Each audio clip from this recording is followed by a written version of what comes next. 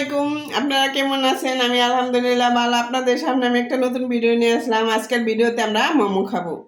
বাসায় মোমো বানাই খাবো, তার জন্য আমরা একটা সস তৈরি করব। সস তৈরি করার জন্য দেখুন নিয়ে নিছি টমেটো, আর এখানে নিছি 2 ধরনের বাদাম, রসুন, কাঁচামরিচ আর হচ্ছে ধনিয়া পাতা। এগুলো আমরা ব্লেন্ডার করব।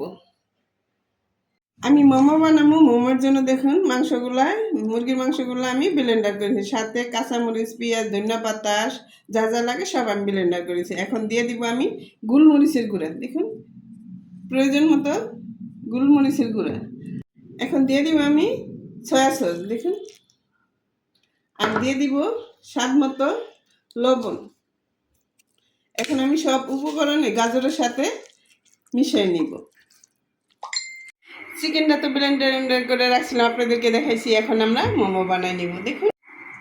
এখন আমরা একটা মোমো বানাই নিব, দেখুন।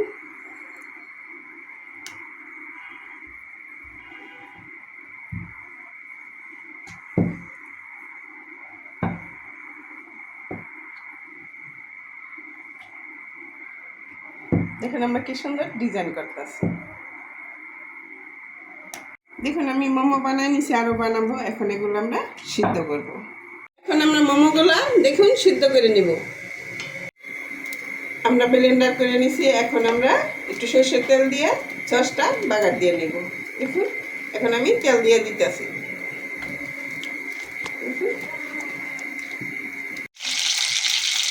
আমরা দুটা সিদ্ধ মোমো বানাইছি, এখন কটা ভাজা মোমো বানাইতেছি। দেখুন বাজারে একটু পুড়ে গেছে, হাতে পুড়ে গেছে। আমার মোমো বানানো শেষ, দেখুন ভাজা শেষ। এখন আমরা এই যে একটা সস বানাইছিলাম, আপনাদের দেখাইছিলাম, এই সসটা দিয়ে এই যে দেখুন আমরা খাবো। তাই আপনারা বাসায় এমন করে বানাই খাবেন। আর আমার চ্যানেলের পাশে থাকবেন, আমার ভিডিওটা দেখবেন, একটা লাইক দিবেন। আর আপনারা সুস্থ থাকবেন, নিরাপদে থাকবেন। আসসালামু আলাইকুম।